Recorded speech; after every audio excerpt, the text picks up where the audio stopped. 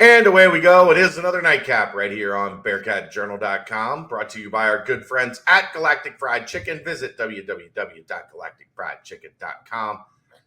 Download the app for Android, iPhone, everything Galactic. Get down to Dayton, Kentucky. Tell them to pump it up. Get 15% off your order. As I mentioned yesterday, that's what we did last night. Had some delicious Galactic Fried Chicken for dinner. And, yeah, so make sure you do that. And then get a bottle, take it home, and put it on, baste it. That's what I did. Leftovers tonight. Baste your chicken with the Galactic sauce. Shane was very happy with your ad yesterday. Sure enough. All right, let's get rolling. As we talked about last night, Big 12 Media Day was today. Brett Yormark took the stage. I think it was pretty much in line with what we said last night. Like he didn't go over the top, but he definitely made the statement that everyone is using today. That he's a drummer? That he's a drummer. Him and his twin brother, drummers. Yeah. It's good for the University of Cincinnati. Everybody here has twins that works for the university. So that fits in line. He's in line with the Bearcat mantra. I mean, I didn't take a ton away from it because it was kind of what avenue I expected him to take. But the media definitely got their talking point when he said the Big 12 is open for business. And I think in his situation, like that's ultimately what you were looking for, right? Like you provided something that allows you to be the main talking point for the day. And they absolutely are that with everybody, ESPN. Every time I look over, Heather Dinich is on, who I think is terrible, by the way. Her questions weren't even good. Yeah. But she's on talking about, the Big 12 being open for business. What did you take away from it?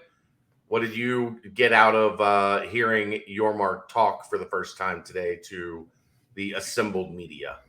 I thought the biggest takeaway that I had wasn't the we're open for business, because I think we already all knew that.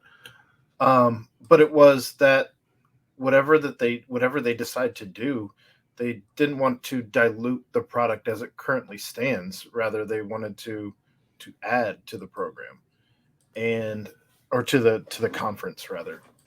Yeah. So I don't know. I thought that was of note anyway. And then he put quite an emphasis on getting younger and hipper, as he used that exact phrase at least twice, if not three times. And I'm very curious to see what those moves are in particular, as who knows what obviously, we've talked in this space about, the media contracts that are coming up in 2025, 2024. The new or the rights deal runs through 2025. Right. But if there are ways to supplement income for the conference outside of the traditional TV media deal, and with Yormark involved in some of the different avenues that he's been involved in, I think that's where you might see some creative outside the box thinking from a guy who comes from quite literally outside the collegiate box.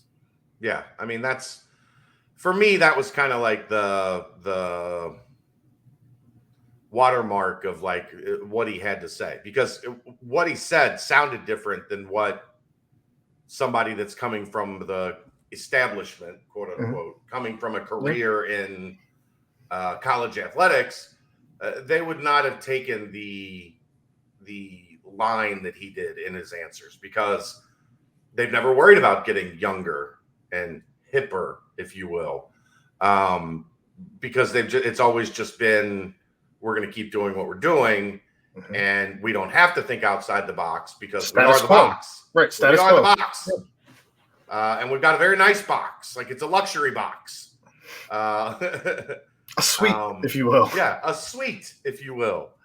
But I thought it was definitely interesting. I thought it was a good look at like what's to come It's going to be different, right? I think we Yeah. all got that sentiment anyway from watching him speak at the news conference. Yeah, it's definitely not going to be status quo, No. if you will. It made me think back a lot of what he said to the metaverse. To now, are the kids really messing with the metaverse, or is that an adult thing? I think that as the technology continues to improve and as things come out to enhance your exposure to this new realm, that it's only going to continue to grow. Right now, I don't think that there's But you enough. didn't answer my question. Well, I don't know that there's enough ways to actually currently, as things stand, to access the metaverse. I think that it's too new. I think that it's not been tapped into quite yet. And again, as new products, new technology advances, you're going to find new ways to get there, whether it be through your phone, whether it be through a tablet, whether it be, I don't know how your computer would necessarily be able to do that, but again, I think there's going to be different ways to grow that experience, to grow out the metaverse, because quite honestly, it's in its infancy. Sure.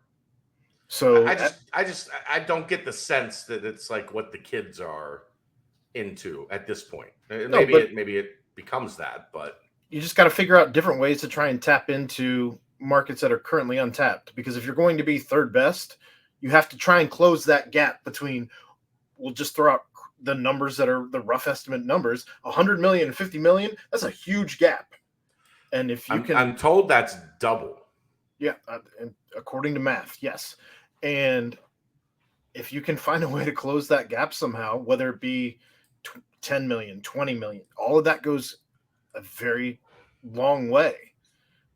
And if you can be the pioneers in it and be the ones staying ahead of the curve, then you have a head start on everybody else. Yeah. I think the other interesting thing that I took from that was him talking about like helping in recruiting, like from a commissioner's perspective. Like I don't think we've ever heard a commissioner talk about, making the conference attractive to that recruiting circle, right? Like they always talk about things that are above that, Yeah. money, TV, structure, but nobody's ever like, and he's a guy like you work with Jay-Z, like you get some juice with the kids. Yeah. So I thought that part was interesting that he even like went out of his way to bring that up. So what's another way that you can close the gap financially? Winning. Sure. Plain and simple, winning. So if you aren't getting the money from the TV deals that the other conferences, the two main players in the Big Ten and the SEC are, how else can you start to close that gap? By winning championships and bringing that type of clout to your conference. And if you have maybe you don't have all the money that the other conferences have, and you're not getting some of the recruiting that they're getting, but if you have, I don't know, I guess coming from the top down, an enhanced look at trying to grow the recruitment of your conference, yeah, that's going to do nothing but get you into winning. I mean, we've seen 3 of the last 4 champions in basketball, in men's basketball, come out of the Big 12. Yeah. So Who's the third? I thought Baylor won twice. Oh yeah. I was thinking, wait, Texas Tech made it to the final, but they didn't win. That was where my brain was at. Yeah, I just thought, that coming from a conference commissioner, hearing that line of like reasoning as to like the way he's going to be thinking, one of the ways that he's going to be operating is to help these teams recruit was a little different. Just another example of how his brain is going to function in comparison to what we've seen in the past from other conferences. Well, and he's been on the other side of the NIL stuff. He's been on the Rockefeller side, right, of the Rock Nation, of the NIL stuff. So kind of bringing that experience over to this side of things, he can do nothing but help the student athletes that are in line for some NIL deals and try and guide a conference where right now everyone's trying to steer a ship that's in a storm. Yeah, I mean, he talked about that a little bit too. Talked about wanting to put some like not boundaries necessarily, but a little bit more structure. He thinks it needs boundaries. He did mention that, and I don't know how far that's going to go with the way everything currently stands. Like, yeah, good luck with that. Yeah, I think he's right. Like, I think there needs to be some uniformity to it, not just NIL is whatever your opinion as a school. And that's what happens if you get out ahead of it instead of trying to dig your feet in the sand and all of that, as the NCAA did. But I don't know. I think it goes hand in hand, recruitment and NIL. If you have NIL working, it's going to enhance your recruitment. If you have it working better than any other conference, it's going to boost your recruitment. So I think that those two things very much can be hand in hand. Yeah. I don't know. I don't think I have much more on that. How about the other big news of the day? Are you talking about Santa Ono to Michigan? Santa Ono, now the president at the University of Michigan. I think that's definitely interesting. It is. I'm happy to see him back stateside, rather than up in the far north. I don't know, man. That campus is amazing at UBC. You've been to Canada in the winter, Chad? But that's not really cold there. It's hard. It's hard, but it's not really. Vancouver's not that cold. Like Vancouver's a lot like Seattle. Yeah. It rains a lot, and it's mild, but it's not like Ontario.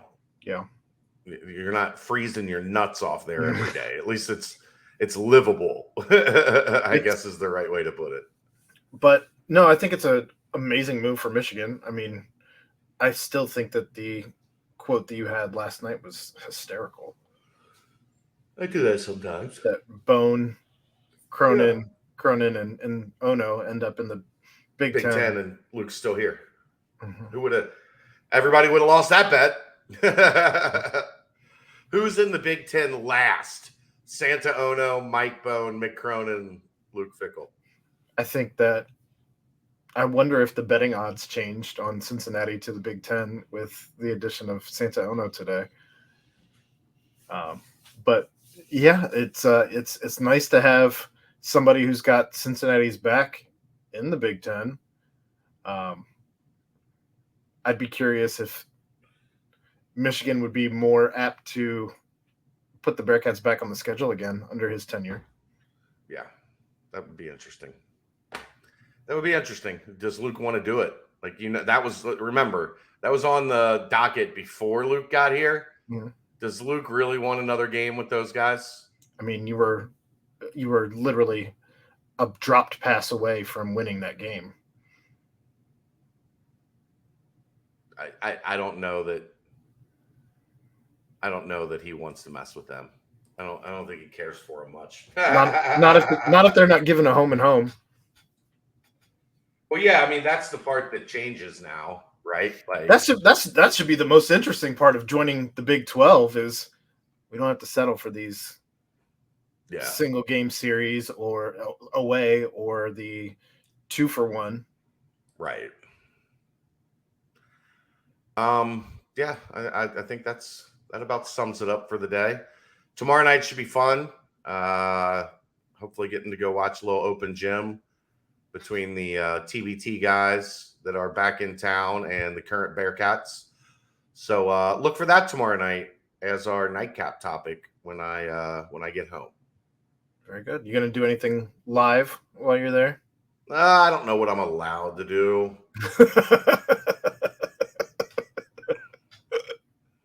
I don't want to get myself in trouble per se. We'll see. I'll push the envelope a little bit and see what's allowed and what's not. See if you can wrangle any of those guys up for a Friday afternoon podcast. Yeah, they've got a bunch of stuff going on Friday. Sure so I'm not sure. And then Saturday, of course, is the alumni charity game at Cintas Center. And then afterwards, we'll see everybody at Mio's for a little fundraiser for the TBT team.